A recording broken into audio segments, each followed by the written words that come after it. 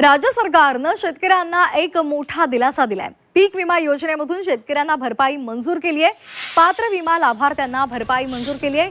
नांदेड जिल्ह्याला सर्वाधिक मदत त्यामुळे मिळणार आहे। यंदा खरीप हंगामामध्ये झालेल्या पीक नुकसानापोटी पात्र विमा लाभार्थ्यांना 1219 कोटी रुपयांची भरपाई मंजूर झाली आहे। प्रामुख्याने सोयाबीन पिकाच्या नुकसानापोटी मदत मंजूर झाली आहे। नांदेड जिल्ह्याला सर्वाधिक 800 कोटी रुपयांची मदत मिळणार आहे। कापूस तूर या पिकांच्या नुकसानासाठीची सुद्धा आकडेवारी अद्याप अंतिम झालेली नाहीये, तर हे वितरण आठवड्याभरात पूर्ण होईल अशी माहिती मिळते। कापूस आणि तूर उत्पादकांना सुद्धा लवकरच भरपाई मिळेल अशी माहिती कृषी मंत्री दत्तात्रय भरणे यांनी दिलेली आहे। तर पात्र विमा लाभार्थ्यांना भरपाई मिळणार आहे। राज्य सरकारने शेतकऱ्यांना मोठा दिलासा दिलेला आहे। खरीपासंदर्भातली ही भरपाई पीक विमा योजनेतून मंजूर केलेली आहे। नमस्कार शेतकरी बांधवांनो, राज्य सरकारने शेतकऱ्यांना एक मोठा दिलासा दिला आहे। पीक विमा योजनेमधून शेतकऱ्यांना भरपाई मंजूर केली आहे। पात्र विमा लाभार्थ्यांना भरपाई मंजूर केली आहे। नांदेड जिल्ह्याला सर्वाधिक मदत त्यामुळे मिळणार आहे। यंदा खरीप हंगामामध्ये झालेल्या पीक नुकसानीपोटी पात्र विमा लाभार्थ्यांना 1219 कोटी रुपयांची भरपाई मंजूर झाली आहे। प्रामुख्याने सोयाबीन पिकाच्या नुकसानीपोटी मदत मंजूर झाली आहे। नांदेड जिल्ह्याला सर्वाधिक 800 कोटी रुपयांची मदत मिळणार आहे। कापूस तूर या पिकांच्या नुकसानीसाठीच सुद्धा आकडेवारी आतापर्यंत अंतिम झाली नाही आहे, तर हे वितरण आठवड्याभरात पूर्ण होईल अशी माहिती मिळत आहे। कापूस आणि तूर उत्पादकांना सुद्धा लवकरच भरपाई मिळेल अशी माहिती कृषी मंत्री दत्तात्रय भरणे यांनी दिलेली आहे। तर पात्र विमा लाभार्थ्यांना भरपाई मिळणार आहे। राज्य सरकारने शेतकऱ्यांना मोठा दिलासा दिलेला आहे। खरीपासंदर्भातील ही भरपाई पीक विमा योजनेतून मंजूर केलेली आहे। तर नांदेड जिल्ह्याला सर्वाधिक मदत मिळणार आहे, त्यामुळे शेतकऱ्यांना मोठा दिलासा मिळणार आहे। नमस्कार शेतकरी बांधवांनो, राज्य सरकारने शेतकऱ्यांना एक मोठा दिलासा दिला आहे। पीक विमा योजनेमधून शेतकऱ्यांना भरपाई मंजूर केली आहे। पात्र विमा लाभार्थ्यांना भरपाई मंजूर केली आहे। नांदेड जिल्ह्याला सर्वाधिक मदत त्यामुळे मिळणार आहे। यंदा खरीप हंगामामध्ये झालेल्या पीक नुकसानीपोटी पात्र विमा लाभार्थ्यांना 1219 कोटी रुपयांची भरपाई मंजूर झाली आहे। प्रामुख्याने सोयाबीन पिकाच्या नुकसानीपोटी मदत मंजूर झाली आहे। नांदेड जिल्ह्याला सर्वाधिक 800 कोटी रुपयांची मदत मिळणार आहे। कापूस तूर या पिकांच्या नुकसानीसाठीच सुद्धा आकडेवारी आतापर्यंत अंतिम झाली नाही आहे, तर हे वितरण आठवड्याभरात पूर्ण होईल अशी माहिती मिळत आहे। कापूस आणि तूर उत्पादकांना सुद्धा लवकरच भरपाई मिळेल अशी माहिती कृषी मंत्री दत्तात्रय भरणे यांनी दिलेली आहे। तर पात्र विमा लाभार्थ्यांना भरपाई मिळणार आहे। राज्य सरकारने शेतकऱ्यांना मोठा दिलासा दिलेला आहे। खरीपासंदर्भातील ही भरपाई पीक विमा योजनेतून मंजूर केलेली आहे। तर नांदेड जिल्ह्याला सर्वाधिक मदत मिळणार आहे, त्यामुळे शेतकऱ्यांना मोठा दिलासा मिळणार आहे। राज्य सरकारने शेतकऱ्यांना एक मोठा दिलासा दिला आहे। पीक विमा योजनेमधून शेतकऱ्यांना भरपाई मंजूर केली आहे। पात्र विमा लाभार्थ्यांना भरपाई मंजूर केली आहे। नांदेड जिल्ह्याला सर्वाधिक मदत त्यामुळे मिळणार आहे। यंदा खरीप हंगामामध्ये झालेल्या पीक नुकसानीपोटी पात्र विमा लाभार्थ्यांना 1219 कोटी रुपयांची भरपाई मंजूर झाली आहे। प्रामुख्याने सोयाबीन पिकाच्या नुकसानीपोटी मदत मंजूर झाली आहे।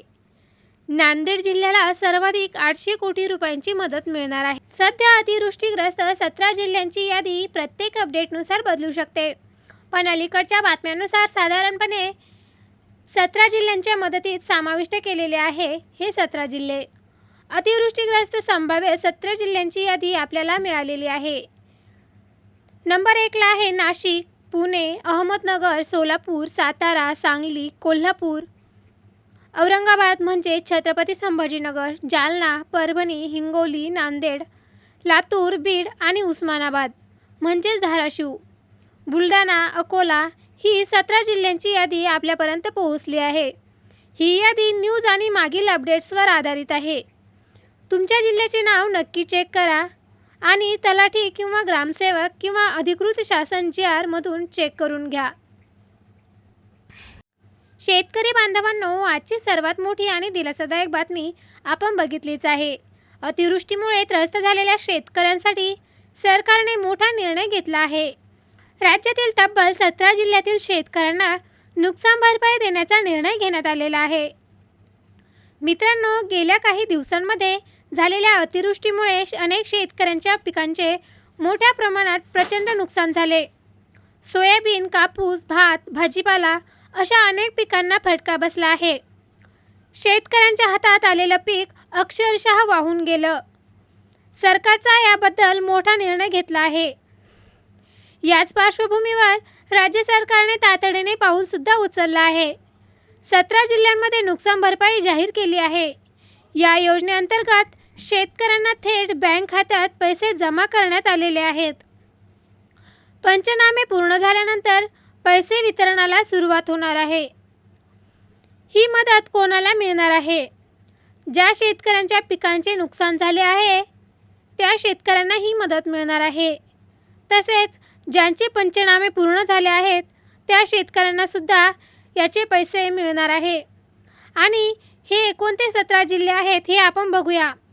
अशा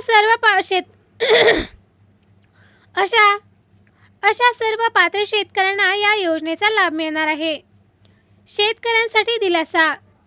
ही मदत शेतकऱ्यांसाठी खूप मोठी आहे, कारण नुकसानीनंतर पुन्हा उभं राहण्यासाठी ही आर्थिक मदत अत्यंत महत्त्वाची असते. शेतकरी बांधवांनी लक्ष द्यायचे. आपल्या गावामध्ये पंचनामा झाला आहे का?